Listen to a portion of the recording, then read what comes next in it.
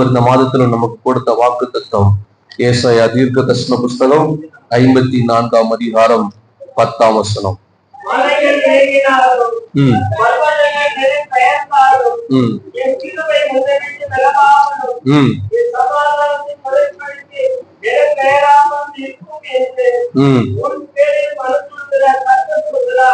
அல்லேலூயா. என் கிருபை உன்னை விட்டு விலகாது என்று சொல்லி பாபிலோன் சிறையிருப்பிலிருந்து திரும்புகிற யூத ஜனங்களுக்கு தேவன் கொடுத்த அந்த வாக்கு தத்தம் இந்த புதிய ஏற்பாட்டு காலத்திலே ஆண்டவராய் இயேசு கிறிஸ்துவை விசுவாசிக்கிற எல்லார் வாழ்க்கையிலும் தேவ கிருபை ஒரு நாள் நம்மை விட்டு விலகாது. எத்தனை பேர் விசுவாசிக்கிறீங்க? அல்லேலூயா. கிருபை தான் இந்த உலகத்துல மாம்சத்துல வெளிப்பட்டது. அல்லேலூயா. கிருபையினாலதான் அவர் நம்மை ரட்சித்திருக்கிறார். கிருபை கொண்டு நீதிமானாக்கப்பட்டிருக்கு. அல்லேலூயா. ஆகவே தேவ கிருபை இந்த புதிய ஏற்பாட்டு காலத்துல நம்மை விட்டு விலகாது. எத்தனை பேர் விசுவாசிக்கிறீங்க? அதனாலதான் பரிசுத்த பவுல் சொல்லுகிறார், கிருபை நம்ம பெருகிறதுனால பாவத்துல நிலைநிற்கலாமோ? கூடாது. கிருபை இருக்குது. கிருபை ஆண்டவர் விட்டு விலக மாட்டார். சில நேரங்களில் கிருபை கிருபை கிருபை கிருபை வேணும். கர்த்தர் ஏற்கனவே நமக்கு கிருபையை தந்து விட்டார். அல்லேலூயா. அல்லேலூயா. ஏற்கனவே ஆண்டவர் நமக்கு கிருபையை தந்ததுனால்தான் நாம் ரட்சிக்கப்பட்டிருக்கிறோம். இல்லைன்னா நாம் பாவத்துக்கு தக்கதாய் தண்டிக்கப்பட்டிருக்க வேண்டும். நாம் பாவத்துக்கு தக்கதாய் தண்டிக்கப்படாமல் நம்முடைய பாவத்திலிருந்து நாம் விடுவிக்கப்பட்டு நம்முடைய பாவங்கள் மன்னிக்கப்பட்டு நம்முடைய பாவங்கள் கழுவப்பட்டு இன்றைக்கு நாம் நீதிமானாக்கப்பட்டிருக்கிறது தேவனுடைய சுத்த கிருபை. எத்தனை பேர் விசுவாசிக்கிறீங்க? விசுவாசிக்கிற மட்டும் கரங்களை தட்டி ஆண்டவரை மகிமைப்படுத்துவார். அல்லேலூயா. ஆகவே ஆண்டவருடைய கிருபை நம்மை ஒரு நாள் விட்டு விலகாது. அல்லேலூயா. புதிய ஏற்பாடு கால சபைக்கு ஆண்டவர் கொடுத்திருக்கிற ஒரு பெரிய சொத்து கிருபைதான். அல்லேலூயா. வாக்கு தத்தமா மட்டும் நம்ம பார்க்காம இதுதான் பெரிய சொத்து. அல்லேலூயா. சபைக்கு கிடைத்திருக்கிற பெரிய சொத்தே இதுதான். ஏன்னா இந்த கிருபை பழைய ஏற்பாடு கால சபைக்கு கிடைத்திருக்கு. அல்லேலூயா. ஆண்டவர் ஒரு சிலருக்கு வேணா கொடுத்திருக்கிறார். தாவீதுக்கு சொல்றார், கிருபை நித்திய உடன்படிக்கை ஏற்படுத்துவேன். ஒரு சிலருக்கு வேணா சொல்லியிருக்கிறாரு. ஆனா புதிய ஏற்பாடுகளை சபைக்கு ஆண்டவர் முழுவதும் யார் யார் என யோவான் 1:12 சொல்லும்போது அவரை விசுவாசித்து எத்தனை பேர் அவர் விசுவாசி அவள் எல்லாரும் அவருடைய பிள்ளைகளாகும்படி அப்படின்னா எல்லா முழு உலகத்துல இருக்கிற எல்லா மனிதனும் மனுகுலமும் அவரை விசுவாசிக்கிற ஒவ்வொருவரும் ரட்சிக்கப்பட்டு அவருடைய பிள்ளைகளாவதற்கு தேவன் நமக்கு கிருபை தந்தது போல அந்த கிருபை நிச்சயமாய் நம்மை விட்டு விலகாது. அல்லேலூயா. அல்லேலூயா. அல்லேலூயா. ஆகவே ஆண்டவராகி இயேசு கிறிஸ்து மூலமாய் கிருபையை பெற்றிருக்கிற நாம், அல்லேலூயா, வசனங்கள் ஞாபகத்துக்கு வருது. அதையும் நான் வாசிக்க விரும்புகிறேன். லூக்கா எழுதின சுவிசேஷம் 1ஆம் அதிகாரத்திலே, லூக்கா 1ஆம் அதிகாரத்திலே 28,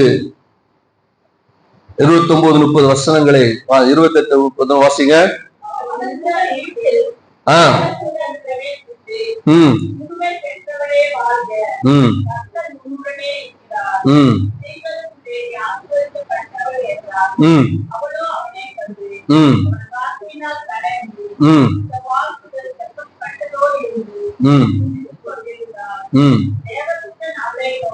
நோக்கி பயப்படாதே.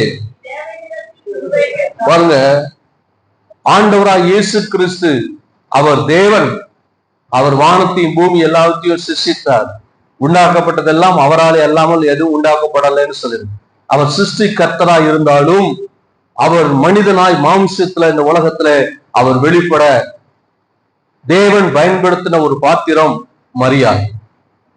மரியாள் எத்தனையோ ஸ்திரீகள் அந்த நாட்கள்ல இருந்தாலும் யூதேயா முழுவதும் 12 கோத்திரத்துல எத்தனையோ ஸ்திரீகள் இருக்கலாம். யூத கோத்திரத்துல எத்தனையோ ஸ்திரீகள் இருந்தாலும் தேவன் யாரை தெரிந்து கொண்டிருக்கிறார்? மரியாதை தெரிந்து கொண்டார். அதற்கு காரணம் என்ன? எது சொல்கிறது? கிருபை பெற்றவர். அல்லேலூயா, அல்லேலூயா. கிருபை பெற்றவர்.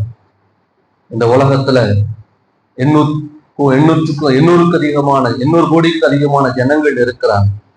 அதுல இன்னைக்கு சபைக்குள்ள இருக்கிறது ஒரு சின்ன கூட்டம் தான் ரட்சிக்கப்பட்டோம். ஆனா 3/2 பகுதி கிறிஸ்தவர்கள் என்று சொல்றாங்க. ஆனால் பெரும்பாலும் கிறிஸ்தவ நாடுகள்ல இருக்கிற கிறிஸ்தவர்களோ, பெரும்பாலும் நம்முடைய தேசத்துல இருக்கிற கிறிஸ்தவர்களோ உண்மையாகவே ரட்சிப்பின் அனுபவம் பெற்றவர்களா என்பது கேள்விக்குறிதான். அப்படி இருந்தால் வெறும் சிறு கூட்டம் தான் இன்னைக்கு ரட்சிப்பின் அனுபவத்தை பெற்று சபைக்குள்ள இருக்கிறோம். அல்லேலூயா, அல்லேலூயா, அல்லேலூயா. அதாவது சபை என்பது நாம் காண்கிற அந்த கட்டிடம் அல்ல, நாம் காணாத பெரிய கூட்டம், உலகமெங்கிலும் ரட்சிக்கப்பட்ட ஜனங்கள், அவர்கள் தான் தேவனுடைய சபை. அல்லேலூயா. ஆக ஒரு கர்த்தர் ஒரு நல்ல ஒரு ஸ்தாபனத்துல நமக்கு வச்சிருக்கிறார், நல்ல ஒரு கட்டிடத்தை நமக்கு தந்திருக்கிறார். ஆனால் சபை என்பது வெறும் இந்த கட்டிடமோ ஒரு அமைப்போ அல்ல. சபை என்பது முழு உலகத்திலும் ரட்சிக்கப்பட்ட தேவ பிள்ளைகள், நம் ஒவ்வொருவரும் தான் தேவனுடைய சபை. அல்லேலூயா. கர்த்தர் நம்மளை ரட்சித்து அவருடைய சமூகத்துல ஆண்டவர் கூட்டி சேர்த்ததற்கு காரணம் முழு உலகத்திலும் நாம் தேவனுடைய கிருபை பெற்றவர்கள். எத்தனை பேர் விசுவாசிக்கிறீங்க? அல்லேலூயா.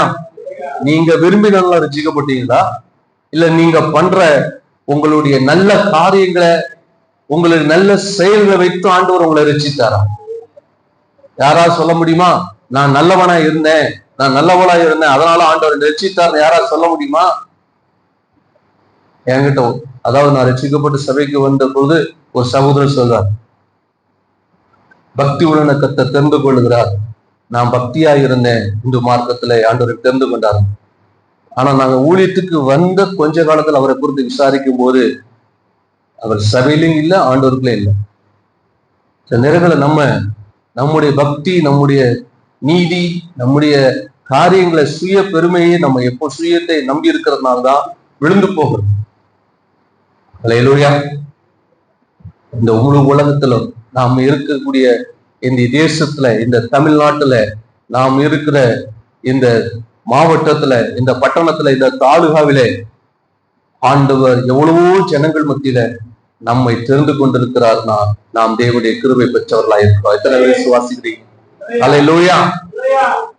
ஆகவே நாம் ஒவ்வொருவரும் கிருபை பெற்றவர்களா இருக்கிறதுனால ஆண்டவர் நம்ம ஒரு நாளும் அவருடைய கிருபை நம்ம விட்டு விலகாது. தேவன் நிச்சயமாகவே தம்முடைய கிருபையை இன்னும் அதிகமாய் நம்முடைய வாழ்க்கையிலே ஆண்டவர் பெருக பண்ணுவதற்கு போதுமானவராய் இருக்கிறார். அல்லேலூயா. சரி, இப்ப புதிய ஏற்பாட்டு சபைக்கு போறதுனால அந்த யூத ஜனங்கள் அவர்களுடைய நிலை எப்படிப்பட்டதா இருந்தது? அவர்கள் எருசலேமுக்கு அவர்கள் திரும்பி வந்து என்ன செய்யணும்? ஏன் தேவன் அவர்களை பார்த்து என் கிருபை உன்னை விட்டு விலகாதுன்னு சொன்னதுக்கான காரணம் என்ன என்பதை இந்த ஏசாயா 54ஆம் அதிகாரத்திலே சொல்லப்பட்டிருக்கிறதை ஒரு சில காரியங்களை நாம் தியானிக்க போகிறோம். வாசிக்கலாம். 1வது வசனத்தை வாசிங்க.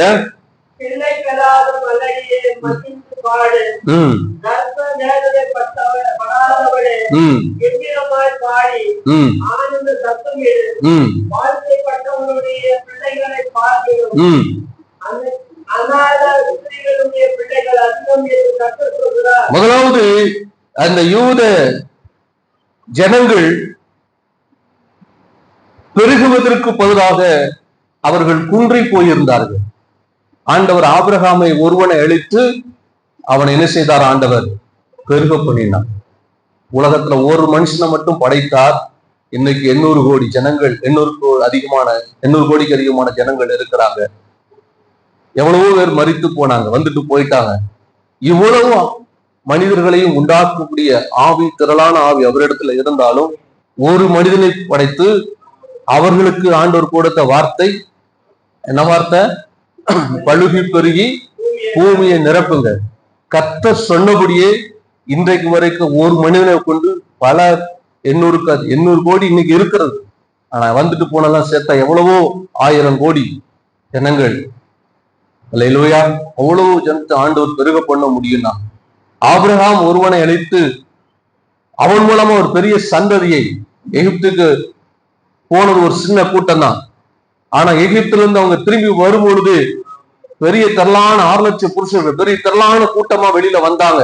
இப்படிப்பட்ட ஒரு பெரிய பெருக்கத்தை கர்த்தர் ஆபிரகாம் ஒருவன் மூலமாய் கர்த்தர் தர முடியும் சொன்னா, நிச்சயமாய் கர்த்தர் நம்மை கொண்டும் ஆண்டவர் பெரிய பெருக்கத்தை தர போதுமானவராய் இருக்கிறார். எத்தனை பேர் விசுவாசிக்கிறீங்க?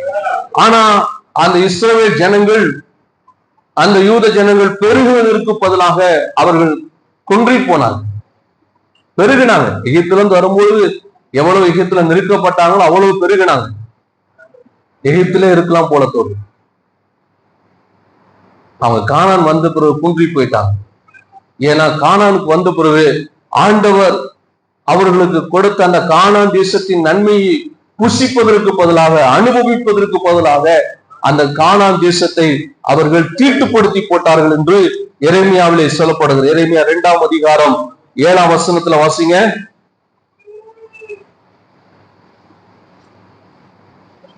எரேமியா 2:7 வாசிங்க. இவ்வளவு நேரமா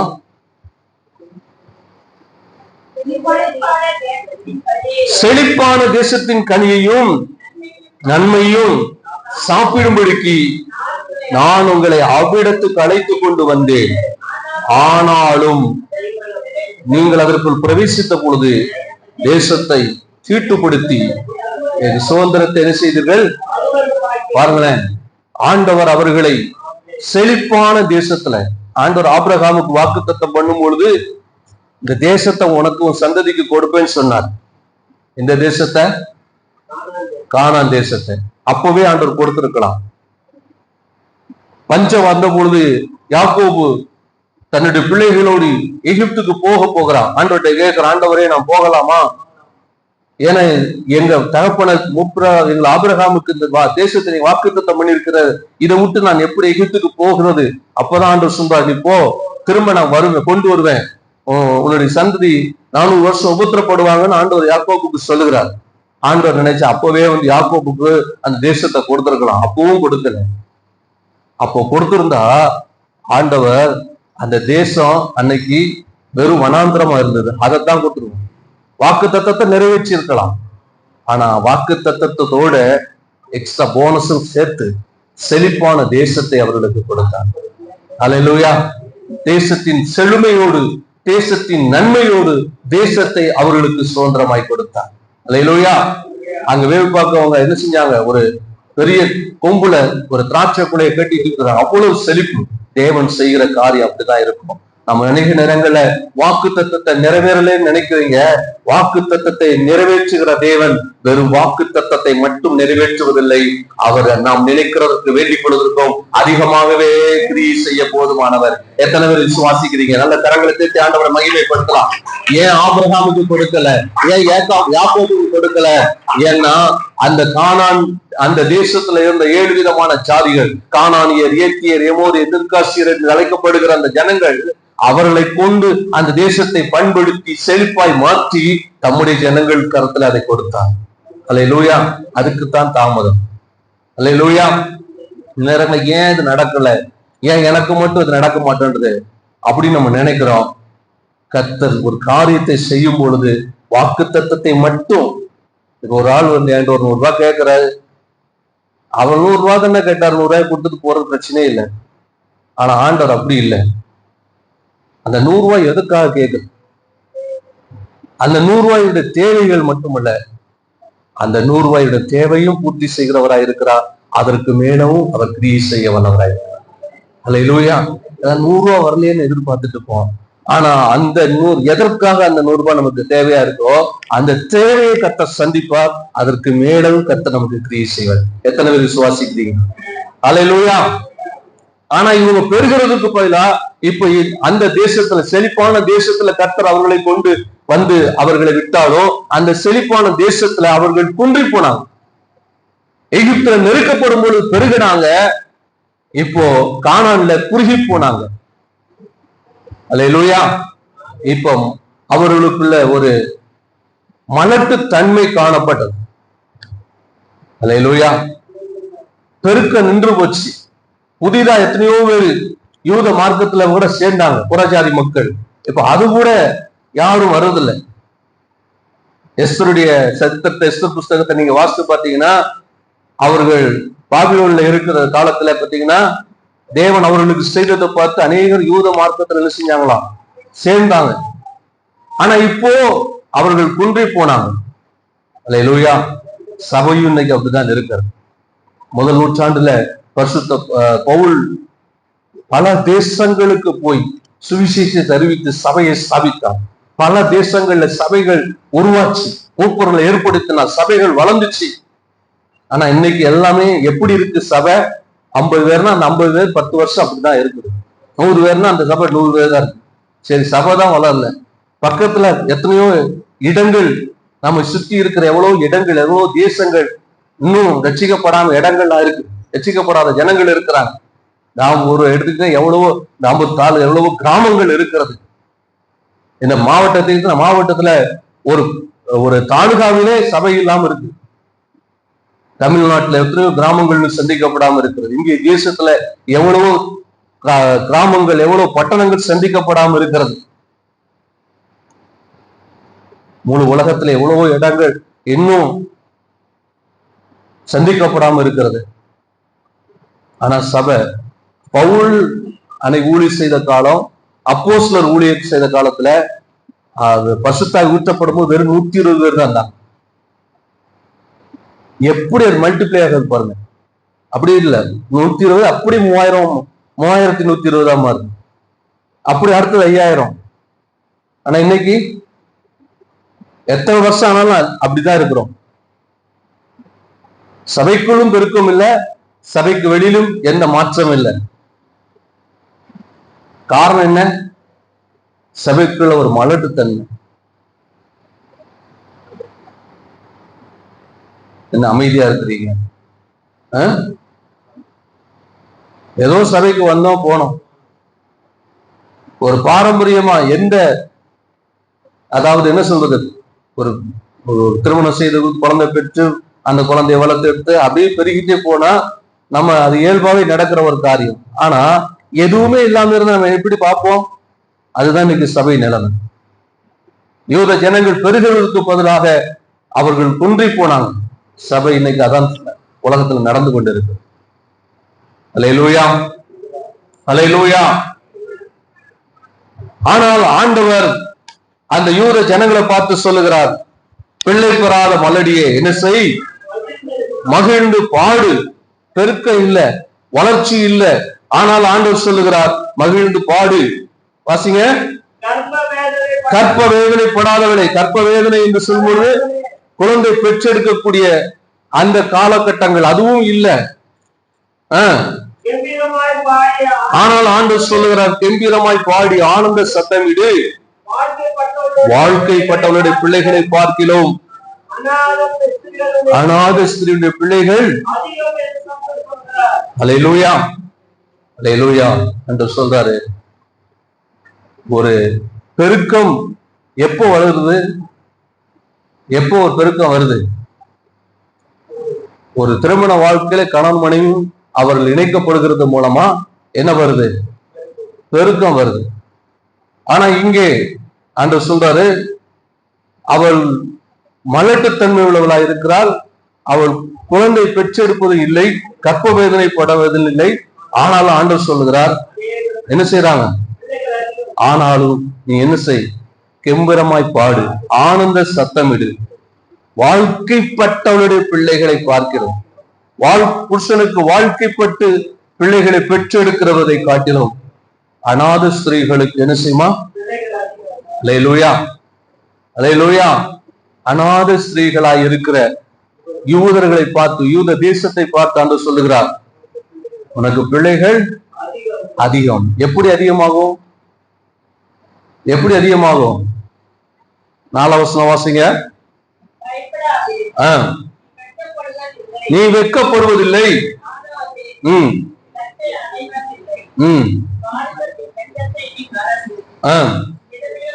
விதவை இருப்பின் உன் சிருஷ்டிகளே உன் நாயகர்.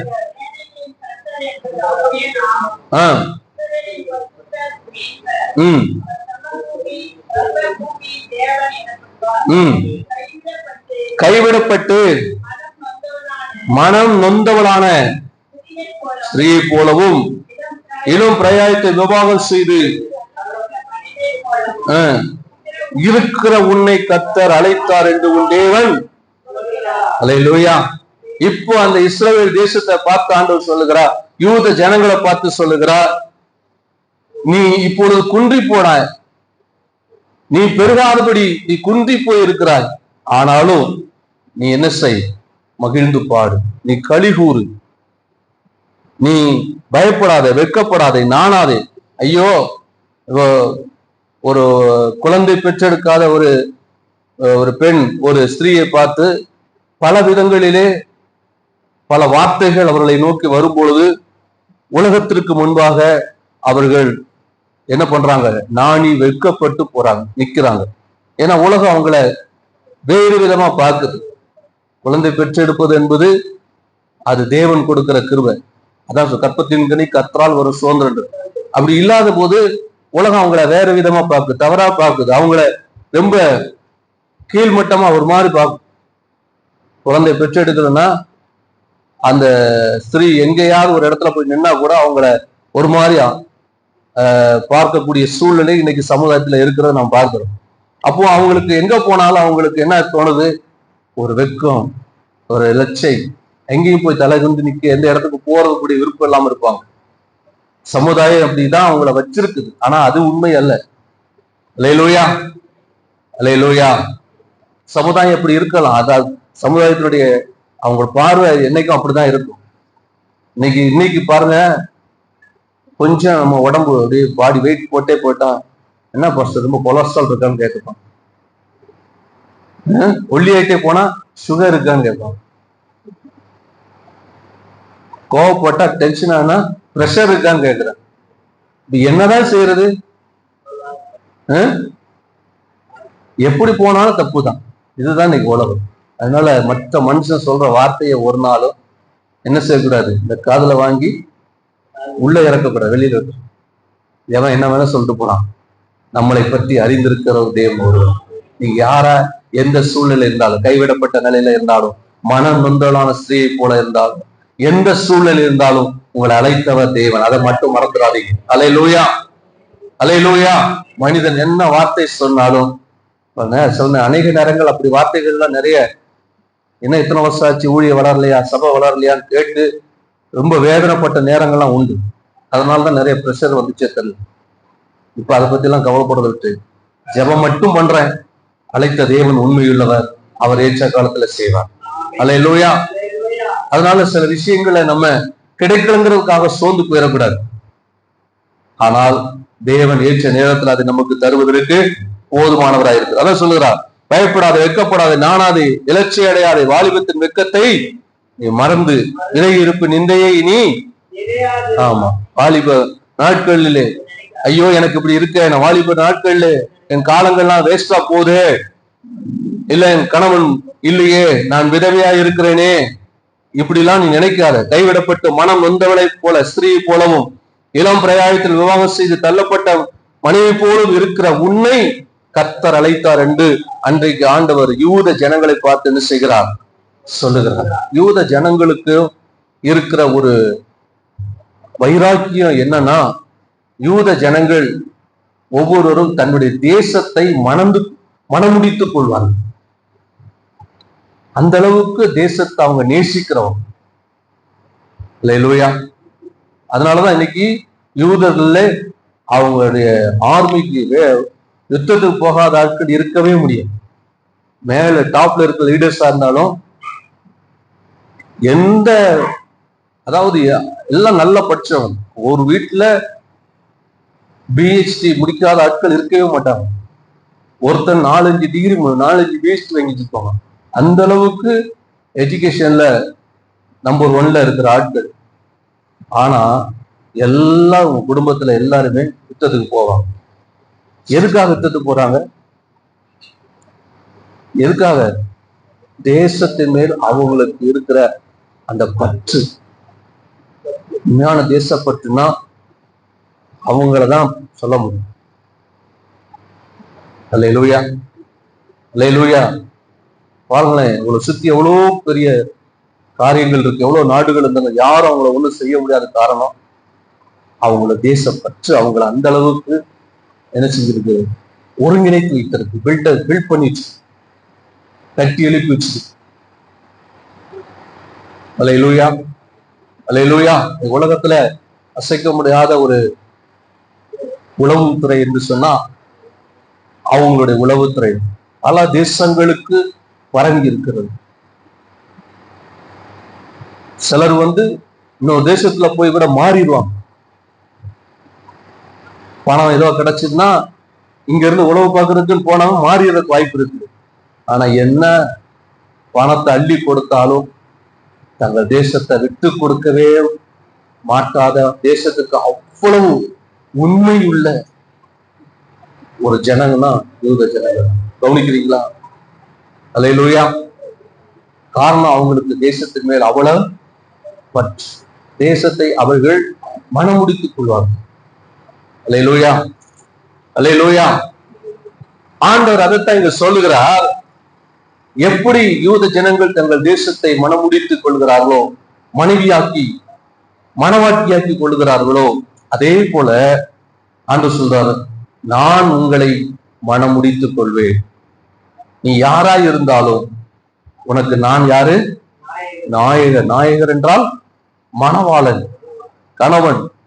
உன் சேனைகளின் உன் சிருஷ்டிகரே உன் நாயகர், சேனைகளின் கர்த்தர் என்பது அவருடைய. நீங்க இதுல எரேமியால வாசிக்கும் போது கூட எரேமியால ஆண்டவர் சொல்றாரு,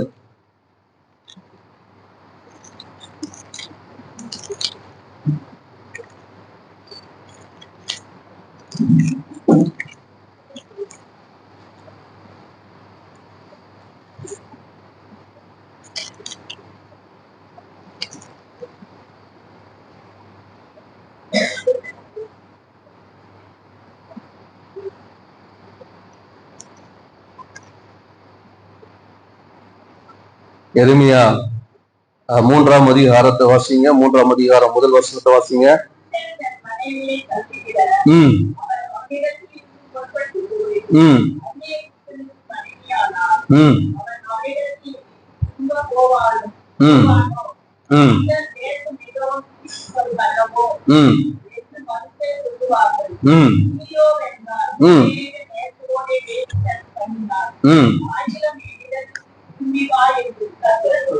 ஆண்டவர் பாருங்க, ஒரு புருஷன் தன் மனைவியை தள்ளிவிட அவனிடத்திலிருந்து புறப்பட்டு போய் அந்நிய புருஷனுக்கு மனைவியானால் அவன் அவளிடத்தில் இனி திரும்ப போவானோ, அந்த தேசம் மிகவும் தீட்டுப்படும் அல்லவோ என்று மனுஷன் சொல்லுவார்கள். நீயோ அநேக நேசரோட வேசித்தனம் பண்ணினார், ஆகிலும் என்னிடத்துல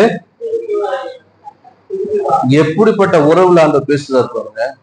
ஒரு கணவன் மனைவிக்கு உறவு போல பேசுறாரு.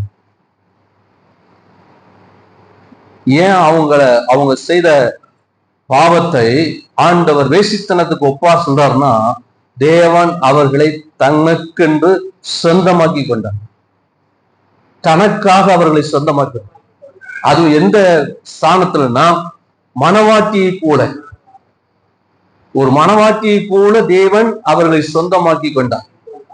அதனாலதான் ஆண்டவர் சொல்றார், அவளை தள்ளிவிட அவன் வேற இடத்துல போய் பேசித பண்ணாலும் திரும்ப எடுத்துக்கொள்ள மாட்டான். ஆனா நான் சொல்றேன், திரும்ப என்ன செய்வேன்? சேர்த்துவான். ஏன் ஆண்டவர் அவர்களை அவ்வளவாய் நேசிக்க. அல்லேலூயா. ஆண்டவர் அவ்வளவா நேசிக்கிறார். எப்படி நேசிக்கிறார்னா, ஒரு மணவாளன் தன் மணவாட்டியின் மேல் அன்பு வைக்கிறது போல, மணவாட்டியின் மேலே அவன் நேசம் வைக்கிறது போல. அதனாலதான் உன்னத பாட்டுக்கெல்லாம் பைபிள்ல எழுதப்பட்டிருக்கு. காரணம் என்ன? சில மாற்று மதத்தை சேர்ந்தவர்கள் உன்னத பாட்டு ஒரு ஆபாச புத்தகம், அதையெல்லாம் பைபிள்ல சேர்த்திருக்கிறாங்களே அப்படின்னு சொல்லுகிறார்கள். ஆபாசமாய் பார்க்கிறவர்களுக்கு அது ஆபாச புத்தகம் தான். ஏன் அதை சேர்த்திருக்குது? அது இன்னொரு மனிதனுடைய காதல் கவிதை தான். அது இன்னொரு மனிதன் அவனுடைய காதல் அனுபவத்தை அதை சொல்லி இருக்கிறான், உண்மைதான். ஆனா ஏன் சேர்த்திருக்குதுன்னா, இது கடவுள் மனிதன் மேல் வைத்திருக்கிற நேசத்துக்கு மனிதன் புரிந்து கொள்வதற்காகத்தான் அதை எவ்வளவு ஆழமானது என்பதை புரிந்து கொள்வதற்காக தான் அது பைபிள் இடம்பெற்றிருக்கிறது. அல்லேலூயா. நம்ம பார்க்கிற கண்ணோட்டம் தான் முக்கியம். வேசித்தனம் பண்றவனுக்கு எல்லாம் வேசித்தனமா தான் தெரியும். அல்லேலூயா, அல்லேலூயா. ஆனா கடவுள் தேவன் மேல், இந்த கடவுள் மனிதன் மேல் வைத்த அந்த அன்பு, அந்த நேசம், அதனுடைய வெளிப்பாடு தான் உன்னத பாட்டு. அதை நம்ம அந்த கண்ணோட்டத்துல பாத்தீங்கன்னா கடவுள் எவ்வளவு நம்ம நேசிக்கிறார், எவ்வளவு நம்ம அன்பு வைத்திருக்கிறார் என்பதை நீங்கள் அறிந்து கொள்ள முடியும். அல்லேலூயா, அல்லேலூயா. ஆகவே ஆண்டவர் சொல்ற பழைய ஏற்பாட்டுல இந்த யூத ஜனங்களை பார்த்து சொல்லுகிறார், நீ வெட்கப்படாத. உன் புருஷன் தள்ளிட்டா ஒரு மனைவி எப்படி இருப்பாளோ அதே போல தேசத்தை பார்த்து சொல்லுங்க, தனிப்பட்ட மனிதனை பார்த்து சொல்லல, யூத ஜனங்களை தேசத்தை பார்த்து சொல்றார், வெட்கப்படாத, நீ எதை பத்தி கவலைப்படாத, நீ என்ன செய்வ, பெருகுவ. ஏன்னா உன் சிருஷ்டிகர் உன் நாயகர். இனி உன் நாயகர் யாரு? நான் தான். அல்லேலூயா. அதனால இனி நான் உன்னை என்ன செய்ய போற போறதில்ல, குன்றி போக விட போறதில்ல, உன்னை பெருக பண்ணுவேன். எத்தனை பேர் விசுவாசிக்கிறீங்க? சிருஷ்டிகர் நம்முடைய நாயராக இருப்பார் என்றால், சிருஷ்டிகரே நம்முடைய மனவாழ்னா இருக்கும் போது நிச்சயமாய் ஒரு பெருக்கம் நம்ம வாழ்க்கையில உண்டு. ஒரு நாள் நம்ம குன்றி போக மாட்டோம். விசுவாசிக்கிற மட்டும் கரங்களை தட்டி ஆண்டவருக்கு நாம் மகிமை செலுத்துவோம். அல்லேலூயா. உன் சிருஷ்டிகரே உன் நாயகர். அல்லேலூயா, அல்லேலூயா. அதுக்காக திருமணமான மனைவி, திருமணமான சகோதரிகள், அவர் மட்டும்தான் நாயகர், நீ இனிய கணவன் இல்லை, நான் பாத்துக்கிறேன்னு சொல்லாதீங்க. இது ஒரு ஆன்மீக ஒரு தொடர்பு, சரீர பிரகாரமான உறவை சொல்லல. அல்லேலூயா. எபேசியர்ல பரிசுத்த பவுல் எழுதும் போது அழகா சொல்றாரு, கணவன் மனைவிக்கு உறவை குறித்து பேசிக்கொண்டு வரும்போது கடைசி எப்படி முடிக்கிறார் பாத்தீங்களா? வாசிங்க, எபேசியர் 5ஆம் அதிகாரம் 31, 32 வசனத்தை வாசிங்க.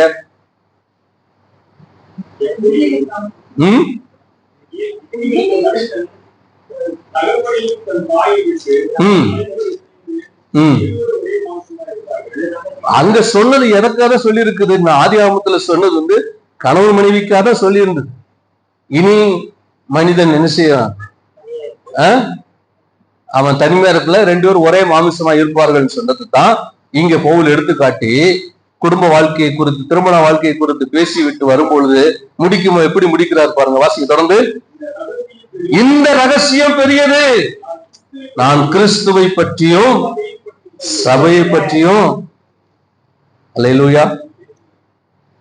அது முடிக்கும் போது எப்படி முடிக்கிறார்னா, கணவன் மனைவி ஒரு உறவை பேசிட்டு கடைசியில முடிக்கும் போது இந்த ரகசியம் பெரியது சொல்லி கிறிஸ்துவை பற்றியும் சபையை பற்றி பேசுறேங்கிறார். அப்போ கிறிஸ்துவுக்கும் சபைக்குள்ள உறவு என்பது எப்படிப்பட்ட உறவு சொல்லுங்க? யூத ஜனங்கள் எப்படி தங்கள் தேசத்தை அவர்கள் மனமுடித்துக் கொள்ளுகிறார்களோ அதே போல கடவுள் சொல்றாரு, ஆண்டவர் சொல்றாரு, நானே உன் நாயகர், நான் உன்னை மனைவியாக்கி கொள்கிறேன், மனமுடித்துக் கொள்கிறேன், நான் உனக்கு கணவனா இருப்பேன் அப்படின்னு சொல்றாரு. கணவன்னா அதான் சொல்லல, சரீர பிரகாரமான இருக்கிற உறவை குறித்து சொல்லல, ஒரு ஆன்மீக ஒரு உறவு. அது அப்படியே பரிசுத்த பவுல் எபேசியரை திருப்பி அந்த கணவன் மனைவி உறவை கொடுத்து பேசிக்கொண்டு வரும்பொழுது சொல்றாரு, இந்த ரகசியம் எப்படி கணவன் மனைவிக்குள்ள உறவு ரொம்ப முக்கியமோ அதே போல கடவுளுக்கும் நமக்குள்ள உறவு ரொம்ப முக்கியம். அல்லேலூயா. இத சரியா நாம் புரிந்து கொண்டா நம்ம வாழ்க்கை நிறைய மாறிடும். அல்லேலூயா. எப்படி ஒரு கணவன் மனைவியா இணைக்கப்படும் பொழுது அவர்கள் ஒரே மாமிசமாய் இருக்கிறார்களோ, அவர்கள் மூலமா சந்ததி பிறக்குதோ, இது சரீர பிரகாரமான ஒரு உறவு. கணவன் மனைவியாக இணைக்கப்படுகிற சரீர பிரகாரமான உறவு. அதுல அவர்கள் உண்மையா அந்த இணைப்பு அது ரொம்ப முக்கியம். கணவன் மனைவி இணைக்கப்படுகிறது, இங்க சொல்லப்போ 2 பேரும் அவர்கள் இனி ஒரே மாம்சம். அப்ப கல்யாணத்துக்கு அப்புறம் ஒரே மாம்சம் தானா 2 மாம்சமா? அப்ப ஒரு ஆள் சாப்பிட்டா போதும்ல, 2 பேரும் ஏன் சாப்பிடுறீங்க? அந்த இணைப்பு, ஒரே மாமிசம் என்பது நமக்குள்ள இணைப்பு, ஏன்னா அந்த உறவு. இதே போலதான் கிறிஸ்துவுக்கும் சபைக்குள்ள உறவு சரியா இருந்ததுன்னா சரியா அந்த உறவு இருந்ததுன்னா நீங்க நல்லா ஒரு நல்ல ஒரு மனவாட்டியை போல கிறிஸ்துவோடு நல்ல நெருக்கமான உறவு, மாம்ச பிரகாரம் உறவு சொல்லுங்க, இருந்தா நீங்க சும்மாவே இருக்க மாட்டீங்க. அல்லேலூயா. கர்த்தர் எதையோ ஒண்ணு உங்களுக்கு செஞ்சுட்டே இருப்பார். உங்களுக்குள்ள உங்களை கொண்டு ஆண்டவர் ஏதாவது ஒண்ணு செஞ்சுட்டே இருப்பார். ஏன் இன்னைக்கு அது நடக்கல அப்படின்னு சொன்னா அந்த உறவு சரியில்லை. நீங்க அவரோடு கூட ஒரு நெருக்கமான உறவு இருந்ததுன்னு வச்சுங்களேன், நல்ல ஒரு நெருக்கமான கணவன் மனைவிக்குள்ள நல்ல நெருக்கமான உறவு இருக்குன்னா, மனைவி கணவனை பார்த்தோ, கணவன் மனைவியை பார்த்தோ, சில அன்பில சில காரியங்களை செய்ய சொல்லி கேட்கறதும், சில காரியங்களை என் விருப்பம் இது, எனக்கு இது வேணும், எனக்கு இது தர முடியுமா, எனக்கு இது வாங்கிட்டாங்க, அது மனைவி கணவன் பார்த்து எனக்கு இது வேணும். இந்த உறவுக்குள் வரும்பொழுது ஈஸியா ரொம்ப ஈஸியா நடக்கும். அந்த பரிமாற்றங்களும் வார்த்தை பரிமாற்றங்களும் நடக்கும்.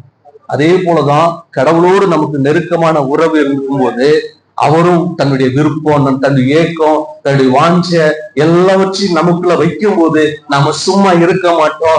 ஆண்டவருடைய சித்தத்தை செய்கிறவர்களாய் மாறிவிடுவோம். தேவ சித்தத்துக்காக எழும்ப ஆரம்பித்து விடுவோம். ஏனென்றால் அவர் நம்மோடு கூட நெருங்கும் போது அவர் நமக்குள்ள அந்த பாரத்தை தருவார், ஆத்ம பாரத்தை தருவார், அந்த வாஞ்சியை தருவார், அந்த தாகத்தை தருவார். அவர் நமக்குள்ள இருந்து எதையோ ஒண்ணு செஞ்சுட்டே இருப்பார். எத்தனை பேர் விசுவாசிக்கிறீங்க? அல்லேலூயா. நமக்கு உறவு எங்க இருக்கு அப்படின்னா, ஒண்ணு கணவனோட உறவோடு நின்று போயிடுது, இல்ல ஏதாவது ஒரு காரியத்தின் மேல நின்று போயிடுது. நான் திரும்பி சொல்றேன், சபை என்பது இந்த கட்டிடமோ ஒரு அமைப்பு அல்ல. இந்த சபை என்பது முழு உலகத்துல ரட்சிக்கப்பட்ட ஒரு கூட்டம். இந்த கூட்டம் யாரோடு நமக்கு நல்ல நெருங்க உறவு இருக்கணும்னா மணவாளனாய் கிறிஸ்துவோடு. அல்லேலூயா, அல்லேலூயா. அவரோடு நீங்க அதிகமா நீங்க நேரத்தை செலவழிச்சு பாருங்க. எப்படி கணவன் மனைவிக்குள்ள ஒரு பரிமாற்றம், வார்த்தை பரிமாற்றம், ஒரு நெருங்கிய உறவில அவங்களுக்குள்ள இருக்கிற அந்த வார்த்தை பரிமாற்றம், ஒருத்தர் பகிர்ந்து கொள்ளுகிற காரியங்கள், பேசிக் கொள்ளுகிற காரியங்கள், ரொம்ப அதிகாரத்தெல்லாம் சொல்ல தேவையில்லை. ரொம்ப அப்படியே கணவனத்துல மனைவி ரொம்ப அவங்க ரொம்ப ஒரு பாசம், ரெண்டு அன்பு நெருக்கமான உறவு இல்ல, அவங்க சொல்லுகிற சில காரியங்கள் ஈஸியா நடக்கும். கடவுளோடு நமக்கு நல்ல நெருங்க உறவு இருந்தா அவருடைய வேலையை நம்ம அவரு கட்டாயப்படுத்தி செய்யலான்னு சொல்றாரு.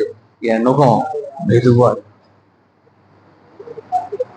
ஒரு என்னை பின்பற்றிருந்த சுமை என்ன செய்ய சுமந்து நுகத்த சுமை அது மெதுவா இருக்கும். சுமக்க ஆரம்பிச்சிடும். ஊழியம் கஷ்டமா தெரியாது. ஆத்ம பாரம் ஈஸியா வந்துடும். ஊழிய வாஞ்ச தானா ஓடி வந்துடும். உங்களுக்காக ஒருத்தர் கையை வச்சு ஜெபம் பண்ணி அழைப்பை கொடுக்க வேண்டியது இல்லை. அவரோடு நெருக்கமான உறவு எல்லாம் வரும். ஊழியம் வரும், பெருக்கம் வரும், எல்லாம் வரும். எத்தனை விசுவாசிக்கிறீங்க? நீங்களும் அவரோடு மிக நெருக்கமான அந்த உறவின் அடிப்படையில அன்பா பேசும்போது அவரு ரொம்ப குளிர்ந்த மனசு ஒரு டக்குன்னு பண்ணி செஞ்சிருவார். இந்த உறவைத்தான் இன்னைக்கு அது எதிர்பார்க்கிறார். அல்லேலூயா, அல்லேலூயா. ஆன்மீக உறவு ஆண்டவர் சொல்றாரு, சிருஷ்டிகளே நாயகர். கிறிஸ்துவே நம்முடைய சபை நாயகர். யாரு? இயேசு கிறிஸ்து. இத உடனே இந்த ஒருவேளை இந்த செய்தி எத்தனை பேர் கேட்டுட்டு இத தவறா பாக்குறாங்களா? அதாவது சொல்லணும், தவறான கண்ணோட்டத்துல பாக்குறவனுக்கு தவறாதான் தெரியும். வேசிக்கல்லனுக்கு வேசி எல்லாமே வேசித்தனமா தான் தெரியும். அல்லேலூயா. அதனால நாம இதை எப்படி பார்க்கணும்னா, நம்முடைய ஆத்ம மணவாளனாக ஆன்மீக உறவிலே நாம் கிறிஸ்துவோடு இணைக்கப்பட வேண்டும். அதுதான் போல் சொல்லுங்க, ரகசியம் பெரியது. நான் யாரை பத்தி சொல்றேன்? கிறிஸ்துவையும். அப்ப இன்னைக்கு ஆண்டவர் யாரை பத்தி சொல்றாரு நம்மகிட்ட? யூதர்களையும் தேவனையும் அல்ல, சபையும் கிறிஸ்துவை பத்தி சொல்லுகிறார். அல்லேலூயா. பிள்ளை பெறாத மல்லடி. இன்னைக்கு எந்த மாற்றமும், அதாவது ஆண்டவர் திரும்ப திரும்ப ஒரு வார்த்தை எனக்கு ஆண்டவர் சொல்லிட்டு இருக்கு. ஒரு காரியம் என்னன்னா, விழுந்து போன தாவீதின் கூடாரத்தை மறுபடியும் எடுப்பிக்கப்படுவது தேவைதான். தாவீதின் கூடாரம்னா தாவீதின் சந்ததிய ஆண்டவர் திரும்ப எடுப்பித்து கட்டுறது தேவைதான். அதற்காக வர வேண்டியது அவசியம் தான். ஏன்னா அந்த யூதர்கள் மத்தியில இயேசு வரணும், ரட்சிப்பை தரணும், எல்லாமே யூதர்கள் மூலமாக நடக்கணும். அதற்காக அதை செய்கிறார், அது அவசியம்தான். அதை விட ஆண்டவர் இயேசு கிறிஸ்துவின் ரகசிய வருகை, அந்த ரகசிய வருகையில யூதர்கள் மட்டுமல்ல, மனம் திரும்பி ரட்சிக்கப்பட்ட உலகம் முழுவதும் இருக்கிற எல்லா பசுத்தவான்களையும் ரகசிய வருகையில ஆண்டவர் சந்திக்க போகிறார். அந்த ரகசிய வருகையில சபை எடுத்துக்கொள்ளப்பட வேண்டும். அல்லேலூயா, அல்லேலூயா. அப்படின்னா யூதர்களை முக்கியப்படுத்தி யூதருடைய தாவீதின் கூடாரத்தை, தாவீதின் வம்சத்தை, யூதரை திரும்ப எழுப்பித்து கட்டின தேவன் நிச்சயமாய் கடைசி நாட்கள்ல சபையை தேவன் மறுபடியும் எழுப்பி கட்ட போறாரு. எத்தனை பேர் விசுவாசிக்கிறீங்க? நான் எழும்புவேன், நீங்க விசுவாசிங்க, கர்த்தர் உங்களை நிச்சயமா எழுப்புவார். நீ எப்படிப்பட்ட மோசமான பாவத்துல விழுந்து கிடந்திருந்தாலும், ஒருவேளை எழும்ப முடியாத சூழ்நிலையில நீங்கள் இருந்தாலும், இல்ல என்னால் ஜெபிக்க முடியல, என்னால் விசுவாசத்துல வளர முடியல, என் பரிசுத்த வாழ்க்கையில ஏதோ ஒரு டிஸ்டர்பன்ஸ் ஆயிட்டே இருக்கிறது, என்னால இதுக்கு மேல பரிசுத்தமா வாழ முடியாது, இப்படிப்பட்ட மனநிலையில் நீங்கள் இருக்காதபடிக்கு இன்னைக்கு நீங்க ஆண்டவர் என்னை மறுபடியும் எழுப்புவார் விசுவாசித்து பாருங்க. விசுவாசத்தால் நீதிமான் பிழைப்பான் சொல்லப்பட்டபடி தேவன் ஒரு மறுபடியும் உங்களை எழுப்பி கட்டுவதற்கு போதுமானவராய் இருக்கிறார். உங்களை ஒரு உன்னதமான நோக்கத்தோடு கூடதான் தேவன் ரட்சித்து சபைகளை கொண்டு வந்தார். அவருடைய சித்தத்தை நிறைவேற்ற ஆண்டவர் நிச்சயமாக உங்களை எழுப்புவார், உங்களை கைவிட மாட்டார். ஏனென்றால் ஆண்டவருடைய கிருபை நம்மளோடு கூட இருக்கிறது. எத்தனை விசுவாசிக்கிறீங்க? அல்லேலூயா. மரியாள் சொல்றா, என்ன இது எப்படி ஆகும்? திரும்ப இந்த வாசிங்க 1:22 லூக்கா 1:29.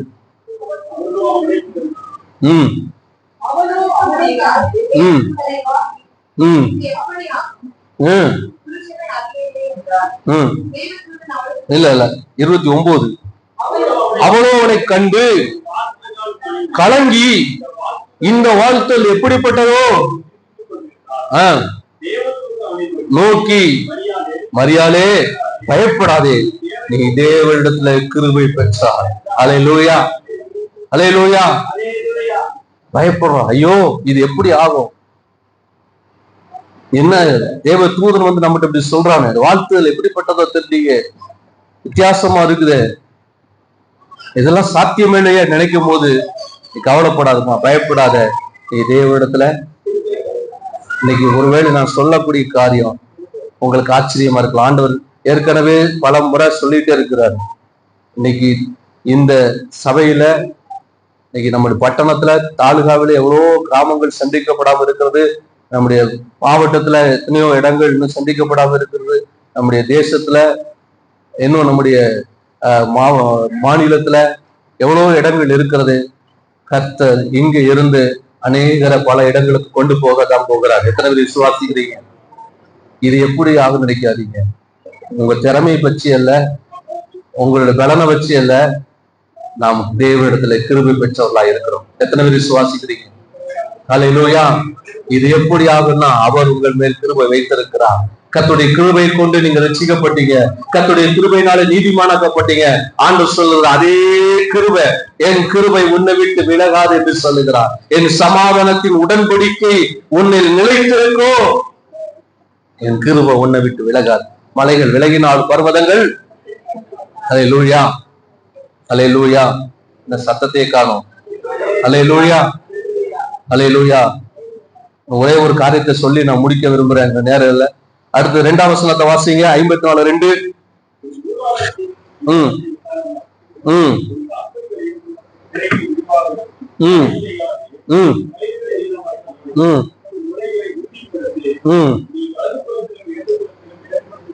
பாருங்க, ஆண்டவர் அன்றைக்கு ஆபிரகாமை அழைத்து ஆபிரகாமை பெருக பண்ணினார். அதே போல யூத ஜனங்களை தேவன் பெருக பண்ணினவர். இப்பொழுதும் யூத ஜனங்கள் பாபிலோனுக்கு சிறைப்பட்டு போய் அவர்கள் குன்றி போனாங்க. திரும்ப யூதேயாவுக்கு அவங்க திரும்பி வரும்பொழுது மிக சின்ன ஒரு கூட்டமா தான் வந்தாங்க. ஆனா ஆண்டவர் சொல்றாரு, நீ பலுகி பெருகுவ, அதனால என்ன செய், உன் கூடாரத்தின் இடத்தை என்ன செய், விசாலமாக்கு, உன் வாசஸ்தலத்தின் திரைகள் விரிவாகட்டும், தடை செய்யாதே, உன் கைகளை நீளமாக்கிய முளைகளை என்ன செய், உறுதிப்படுத்து, கூடாரத்தின் இடத்தை என்ன செய், விசாலமாக்கு. அல்லேலூயா. இன்னும் அன்னைக்கு அன்னைக்கு மோசே மூலமா தேவன் கொடுத்த அந்த கூடாரம் அதே அளவுல திருப்பியும் சாலமோன் ஆலயத்தை கட்டல, அதை விட பெருசா தான் கட்டினான். இப்ப ஆண்டு சொல்ல, திரும்ப அதே அளவு பார்க்காத, அதை விட பெருசா கட்டு, அதை விட. ஏன்னா நீ இருக்கிற ஆளை பாக்குற, ஆனா நான் கொண்டு வரக்கூடிய மொத்த கூட்டத்தையும் நான் பார்க்கிறேன். நீ அதனால உன் இடத்தை என்ன செய், விசாலமாக்கு. முதலாவது விசாலமாக்க வேண்டியது இடம் அல்ல, இடம் விசாலமாக்கப்படும். இவ்வளவு இன்னும் திரளான ஜனங்கள் சபைக்குள்ள வந்து கர்த்தரை ஆராதிக்கும் போது இந்த இடம் விசாலமாக்கப்பட வேண்டியது அவசியம்தான். ஆனா அது மட்டும் விசாலமான போறாது, இடம் விசாலாகணும். இன்னும் அநேக இடங்களிலே ஊழியங்கள் ஆரம்பிக்கப்படணும். அதை விட விசாலமாக்கப்பட வேண்டிய என்ன தெரியுமா? அப்போஸ்தலர் நடபடிகள் 10ஆம் அதிகாரம் 13ஆம் வசனத்துல இருந்து வாசிங்க. அப்போஸ்தலர் நடபடிகள் 10:13-15 வாசிங்க சீக்கிரம்.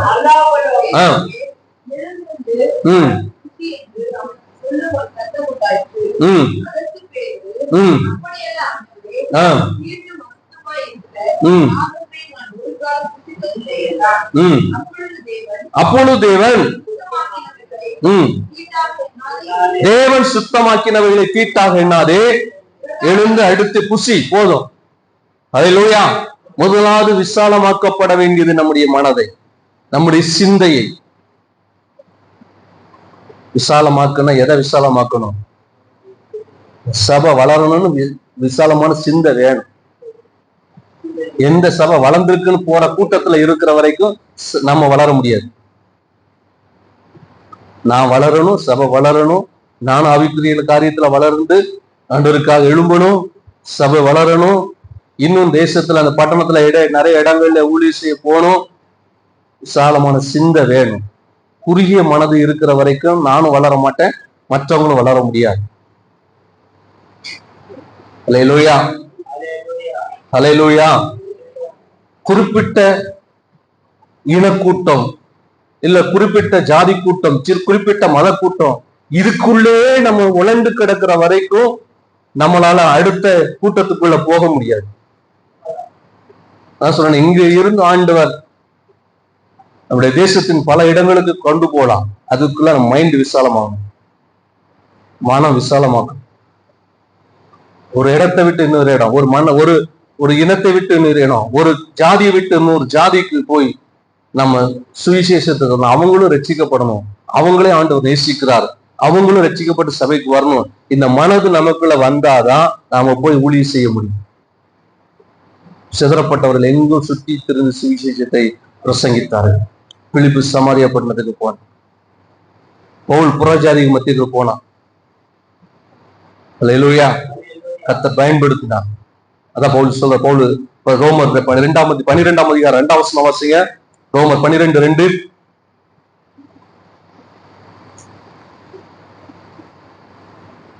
சீக்கிரம்.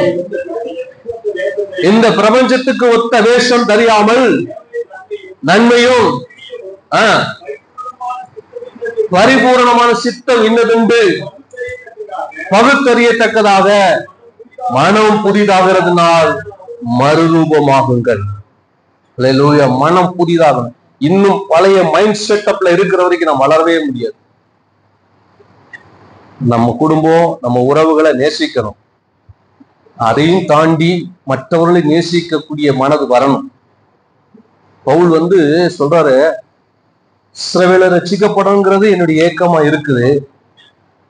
அதுக்காக நான் இஸ்ரவேலை குறையும் சொல்லல, இஸ்ரவேலிட்டு நான் அவங்களை வெறுக்கவும் செய்யல. ஆனா புறஜாதி மத்தியில யாரையா போவா, நான் ஆண்டவர் எனக்கு அந்த பாரத்துக்கு நான் போய் சொல்றேன்.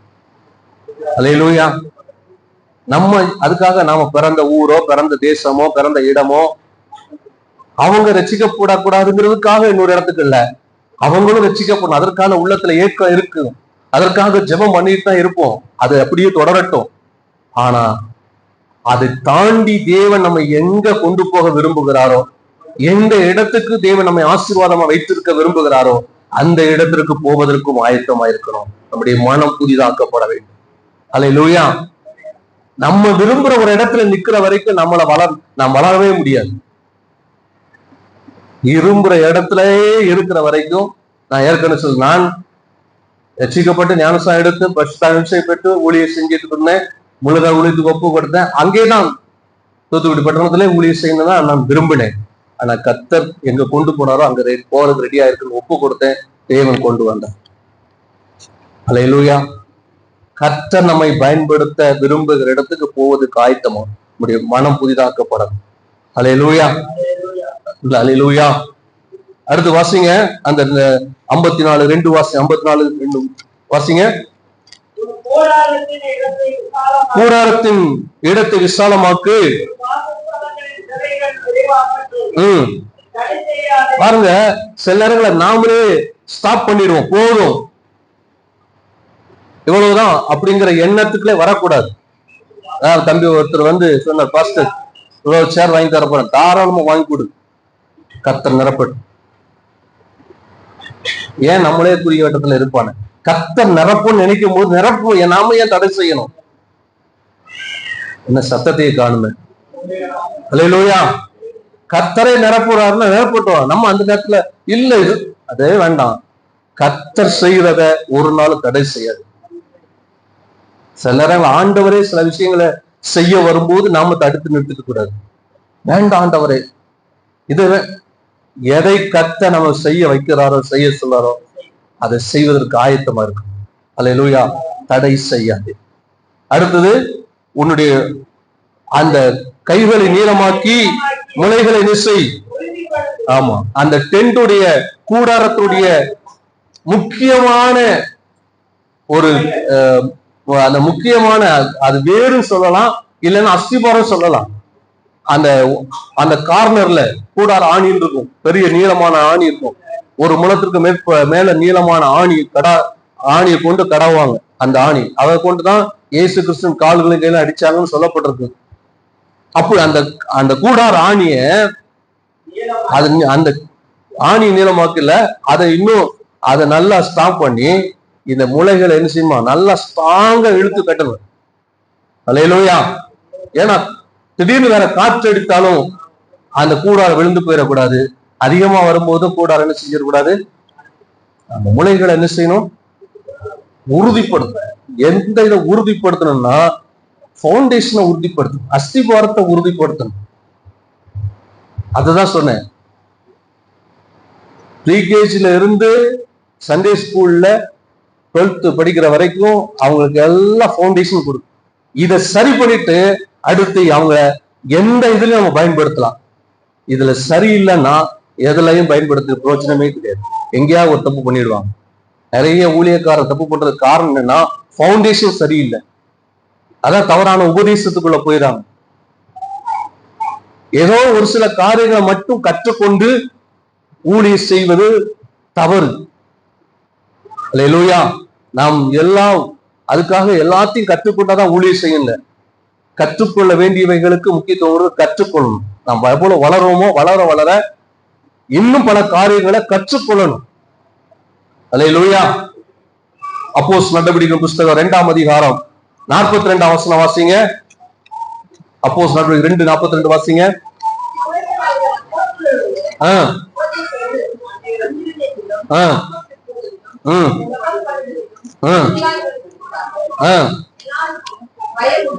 அப்புறம் 46, 47.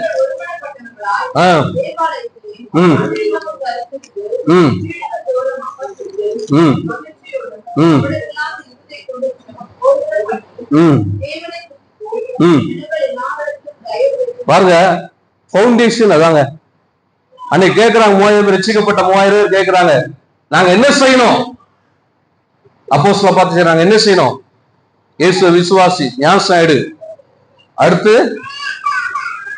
என்ன செய்யணும்?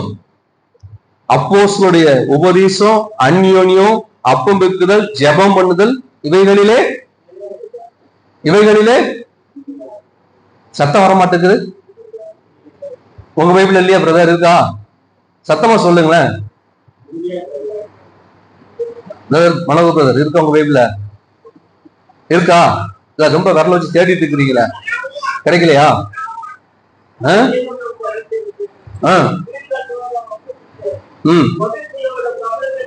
42 வசனம். அவர்கள் அப்போஸ்தல உபதேசத்திலும் அந்யோன்யத்திலும் அற்பம் பெற்றுதலிலும் எதுலாம் அப்பம் பெக்குதல் அந்யோன்யம் ஜெபம் பண்ணுத இருக்குதா? ஜெபத்துல உறுதியா இல்லாம நீங்க எதையும் செய்யவே முடியாது. பவுண்டேஷன் அதுதான், ஜெபம், வேத தியானம், வேதத்தை தியானிக்கிறது. சபை வளரணும்னா பவுண்டேஷன் ஃபர்ஸ்ட் கரெக்டா இருக்கும். இத முளைகளை உறுதிப்படுத்தாம, பவுண்டேஷனை சரிப்படுத்தாம, ஜெபம் பண்ணாம எதையும் செய்ய முடியாது, செய்யக்கூடாது. நான் பலமுறை சொல்லியிருக்கிறேன், ஜெபம் பண்ணாம நீங்க ஊழியம் செஞ்சீங்கன்னா உங்களுக்கும் பிரயோஜனம் இல்லை, உங்களால யாருக்கும் பிரயோஜனம் கிடையாது. கவனிக்கிறீங்களா? அல்லேலூயா. நல்ல திறமை இருக்கலாம், ஜெபம் இல்லாம நீங்க யாருக்கும் பிரயோஜனப்பட முடியாது. திறமையை வச்சு கர்த்தர் நம்மளை ரட்சிக்கல, ஆண்டவர் கிருபையினால ரட்சித்திருக்கிறார். அதனால எதுக்கு முக்கியத்துவம் கொடுக்கணும்? ஜெபத்துக்கு. அல்லேலூயா. அன்னைக்கு பாருங்க 3ஆம் அதிகாரம் முதல் வசனத்தை வாசிங்க.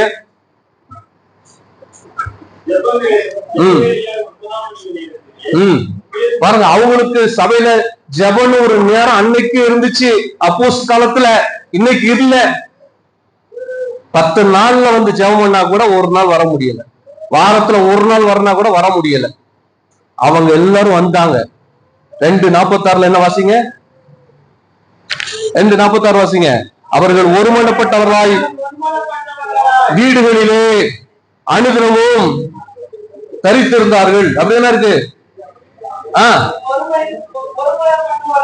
வீடுகளிலே, வீடுகளிலே போய் சொல்லாதீங்க. வீட்டுல, வீட்டுல வசனத்துக்கு விரோதமா நடக்காதீங்க, வசனத்துக்கு விரோதமா நடக்காதீங்க. அனுதினமும் அவர்கள் என்ன செஞ்சாங்க? ஒருமனப்பட்டு தேவாலயத்துல தரித்திருந்தாங்க. போதும், நிப்பாட்டுங்க. தேவாலயத்துல தரித்திருந்தாங்க. அல்லேலூயா. வீடுகள் இல்லையா? வீட்டுல அப்பம் விட்டாங்க, எல்லாம் இருந்துச்சு. தேவாலயத்துல தரித்திருந்தாங்க. அல்லேலூயா. இதான் பவுண்டேஷன், ஜெபம். நம்முடைய தனிப்பட்ட வாழ்க்கையும் சரி, சபையிலும் சரி, ஜெபம், அப்பம் வைக்குதல். அடுத்தது என்னது?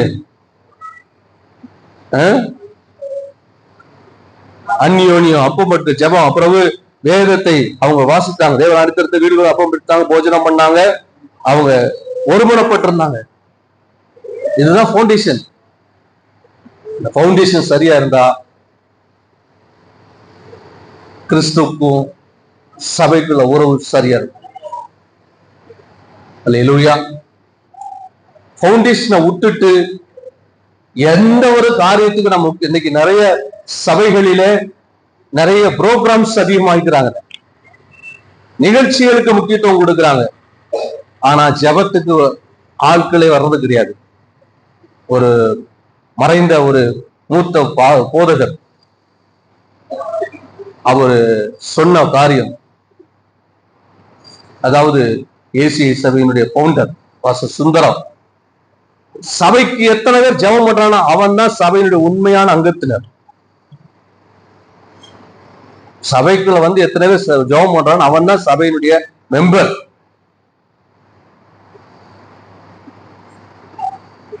உண்மையான அங்கத்தினர் அவர்கள் தான். அல்லேலூயா. நாம யார், எந்த இடத்துல இருக்கிறோம், இதை மனதில் வைத்து நாம் செயல்படணும். நாம் நம்முடைய அஸ்திபாரங்களை உறுதிப்படுத்தணும். தேவனுக்கு நமக்குள்ள உறவை சரிப்படுத்துங்க. ஆண்டவர் பெரிய காரியங்களை செய்வார்.